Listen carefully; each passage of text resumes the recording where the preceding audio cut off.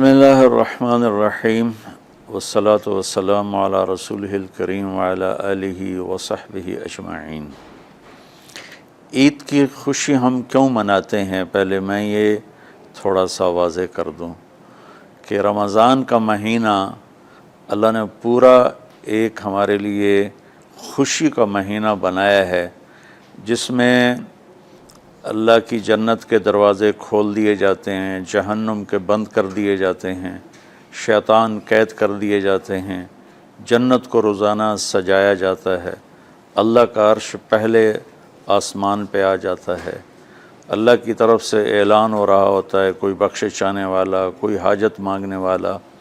فرض 70 فرضوں کے برابر ہو جاتا ہے اور نفل فرض کے برابر ہو جاتا ہے، اور نفل اور فرض کا فرق اتنا بڑا ہے کہ قیامت تک 2 رکعت نفل پڑھتا رہے تو فرض رکعت کے ایک سجدے کے برابر نہیں، اور اس میں جو مر جاتے ہیں اہل ایمان ان کا حساب نہیں ہوتا، ان کو قبر میں منکر نکیر نہیں آتے، اللہ تعالیٰ ان کو معاف فرما دیتا ہے۔ اس طرح 29 دن رات یہ سلسلہ چلتا ہے، اور آخری رات پھر اللہ تعالیٰ اعلان فرماتے ہیں کہ میرے بندوں نے رات کو قیام کیا، یعنی تراویح کی نماز پڑھی، دن میں روزہ رکھا، تو میں نے اس پر ان سب کی بخشش فرما دی۔ تو اس خوشی میں پھر ہم سب مل کر اللہ کی بارگاہ میں شکرانے کے مل کر 2 نفل ادا کرتے ہیں اور اللہ کا شکر ادا کرتے ہیں کہ یا اللہ تیرا شکر ہے، تو نے ہمارے گناہوں کو معاف فرمایا، جہنم کو ہم پہ حرام کیا، جنت کو ہم پہ واجب کیا۔ اصل تو عید کی خوشی کی یہ وجہ ہے۔ باقی جو اداسیاں ہیں، ڈپریشنیں ہیں، اس کی وجہ آپس کی محبتوں کا کم ہو جانا ہے، اور دنیا کی ایسی دوڑ جس نے اپنے آپ کو بھی بھلا دیا ہے، اور آپس کی نفرتیں ہیں اور آپس کے بغض حسد ہیں، ان منفی جذبوں نے ہماری خوشیوں کو دھندلا دیا ہے، ورنہ رمضان کا ہر لمحہ خوشی کے لیے ہے، اور عید اس کی پیک ہے، اور پوری زندگی اللہ راضی ہو رہا ہو تو خوشی ہی خوشی ہے۔ ہمیں اپنے ملک سے، اپنی نسل سے آپس کی نفرتیں، حسد، بغض یہ مٹانے ہوں گے، تب جا کر ہمیں حقیقی خوشیاں حاصل ہوں گی۔ آپ عید کے لیے غسل فرماتے تھے اور اپنے کپڑوں میں سے اچھے کپڑے منتخب فرماتے تھے، اور فجر کی نماز کے بعد آپ اشراق نہیں پڑھتے تھے اس دن،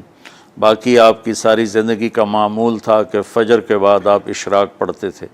لیکن اس دن آپ اشراق نہیں پڑھتے تھے، غسل فرما کے پھر کچھ کھا کے، کوئی میٹھی چیز، کھجور ہی عام طور پر ہوتی تھی، کھجور کھا کے پھر آپ عیدگاہ کی طرف تشریف لے جاتے تھے، اور پہلے نماز پڑھاتے تھے، پھر خطبہ ہوتا تھا، اور اس کے بعد جس راستے سے آپ جاتے تھے اس راستے کو چھوڑ کر پھر اور راستے سے گھر واپس آتے تھے، پھر وفود سے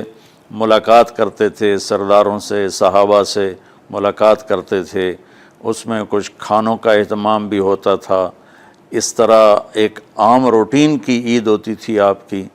ملاقاتیں کرنا، کھانوں میں جانا اور اچھے کپڑے پہننا، سب کو خوشی سے ملنا، یہ عید الفطر پر آپ کا یہ معمول تھا۔ اسلام جاوید بھائی 2 چیزوں کا مجموعہ ہے، ایک اللہ کا حق ہے جو عبادات کی شکل میں ہے، اور ایک اللہ کے بندوں کا حق ہے جو اخلاقیات اور معاملات اور معاشرت کی شکل میں ہے۔ یہ دونوں کمپلسری پیپر ہیں، دونوں لازمی پیپر ہیں، ان دونوں میں پاس ہونا ضروری ہے۔ میری نماز اچھی ہے لیکن میری دکان پہ جھوٹ ہے، تو نماز اس جھوٹ کی کمی کو پورا نہیں کر سکے گی۔ میری دکان پہ سچ ہے لیکن میں نماز نہیں پڑھتا، تو میرا یہ سچ بولنا میرے نماز کی کمی کو پورا نہیں کر سکتا۔ اللہ کے نبی نے دنیا سے جاتے ہوئے 2 لفظوں میں سارا دین بتا دیا تھا، جب آپ کے جانے کا وقت قریب تھا تو آپ 2 لفظ دہرا رہے تھے، الصلاۃ وما ملکت ایمانکم، میری امت میرے بعد ایک نماز نہ چھوڑنا، اور ایک امت کے غریب مسکین لوگوں سے، نوکر غلاموں سے اچھا سلوک کرنا، یہ دو الگ الگ ڈیمانڈ ہیں۔ جیسے پانی پینے سے روٹی کی کمی پوری نہیں ہو سکتی اور روٹی کھانے سے پانی کی کمی پوری نہیں ہو سکتی، یہ دونوں الگ چیزیں ہیں۔ اخلاق کو عبادت کی کمی پر نہیں کر سکتی، اور عبادت کی کمی اخلاق کو اور اخلاق کی کمی کو عبادت پورا نہیں کر سکتی۔ ان دونوں چیزوں میں پاس ہونا ضروری ہے، تب جا کر ایک معتدل معاشرہ وجود میں آتا ہے۔ پوری امت اس چیز کا شکار ہے، چونکہ جب بددیانتی اور جھوٹ اور ظلم عام ہو جاتا ہے تو پھر اس میں پورا معاشرہ ہی گناہگار اور مجرم بن جاتا ہے، صرف حکمرانوں کی بات نہیں رہتی۔ یہ تو ایک سوال کا جواب موسیٰ علیہ السلام کو اللہ نے دیا کہ اللہ تعالیٰ سے انہوں نے پوچھا، یا اللہ جب آپ راضی ہوتے ہیں تو اس کی کیا نشانی ہے؟ تو اللہ تعالیٰ نے فرمایا کہ میں بارشیں موقع پر دیتا ہوں، حکومت سمجھداروں کو دیتا ہوں، پیسہ میں سخیوں کو دیتا ہوں۔ تو پھر انہوں نے پوچھا جب آپ ناراض ہوتے ہیں تو اس کی کیا نشانی ہے؟ تو آپ نے فرمایا، اللہ تعالیٰ نے فرمایا کہ بارشیں بے موقع کرتا ہوں، حکومت نااہلوں کو دیتا ہوں، اور پیسہ میں بخیلوں کو دیتا ہوں۔ تو جب معاشرے میں عمومی بگاڑ پیدا ہوتا ہے تو اس کا اثر پھر اس شکل میں ظاہر ہوتا ہے، کبھی کسی اور شکل میں ظاہر ہوتا ہے۔ اس چیز کے مجرم نہ صرف حکمران ہیں، نہ صرف بخیل لوگ ہیں، بلکہ تمام طبقات امت کی اجتماعی کوتاہی میں یہ حالات اللہ کی طرف سے پیدا ہوتے ہیں۔ اس میں ہم سارے ہی ایک دوسرے کو مجرم ٹھہرانے کی بجائے اپنے اپنے گریبانوں میں جھانک کر دیکھیں کہ تجھے کیوں فکر ہے اے گل دلے صد چاک بلبل کی،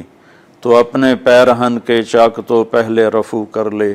وفی انفسکم افلا تبصرون۔ ہر آدمی اپنے عیب دیکھے، اپنی کمیاں دیکھے اور انہیں دور کرنے کی وہ کوشش کرے، تو پھر ایک خوبصورت معاشرہ تشکیل پا سکتا ہے۔ کہ میں اس عید کے خوشی کے موقع پر اپنی قوم سے ہاتھ جوڑ کے اپیل کروں گا کہ جھوٹ بولنا چھوڑ دیں، دھوکہ دینا چھوڑ دیں اور ظلم کرنا چھوڑ دیں۔ مذہبی نفرت نے ہمیں تباہ کر دیا، سیاسی نفرت نے ہمیں تباہ کر دیا، صوبائی قومی نفرت نے ہمیں تباہ کر دیا، آپس کی رنجشوں کی نفرت نے ہمیں تباہ کر دیا۔ میں ساری قوم کے سامنے جھولی پھیلا کر چاروں صوبوں کے رہنے والوں سے اور ہر مکتب فکر سے متعلق اہل ایمان سے یہ درخواست کرتا ہوں کہ آئیں ہم سچائی کو اپنا ساتھی بنائیں اور دیانتداری سے اپنے آپ کو آراستہ کریں اور انصاف کا ساتھ دیں، نہ ظالم بنیں نہ ظالم کا ساتھ دیں۔ ایک حدیث سنا کے بات ختم کرتے ہیں۔ میرے نبی وضو فرما رہے تھے تو صحابہ آپ کے وضو کا پانی گرنے نہیں دے رہے تھے، نیچے سے لے کر کوئی پی رہا تھا، کوئی منہ پہ مل رہا تھا۔ تو آپ نے فرمایا ما یحملکم علی ھذا، یہ کیا کر رہے ہو؟ وہ کہنے لگے یا رسول اللہ، اللہ اس کے رسول کی محبت میں کر رہے ہیں۔ تو آپ نے فرمایا میں تمہیں بتاتا ہوں اللہ اس کے رسول سے محبت کرنے والا کون ہوتا ہے۔ فَلْيُصْدِقِ الْحَدِيثَ إِذَا حَدَّثَ، اللہ رسول سے محبت کرنے والا وہ ہوتا ہے جو ہمیشہ سچ بولتا ہے۔ فَلْيُؤَدِّ الْأَمَانَةَ إِذَا تُؤْمِنَ،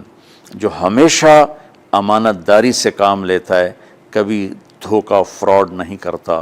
فَلْيُحْسِنْ جِوَارَ مَنْ جَاوَرَهُ، اور جو ہمیشہ اپنے پڑوسیوں کے ساتھ اچھا سلوک کرتا ہے، پڑوسی اپنے ہوں، غیر ہوں، مسلم ہوں، نان مسلم ہوں، وہ ان کے ساتھ اچھا سلوک کرتا ہے۔ یہ تین نشانیاں ہیں عشق رسول کی۔ یہ تین باتیں میری قوم اپنا لے تو یہ اندھیرے اجالوں میں انشاءاللہ تبدیل ہو جائیں گی۔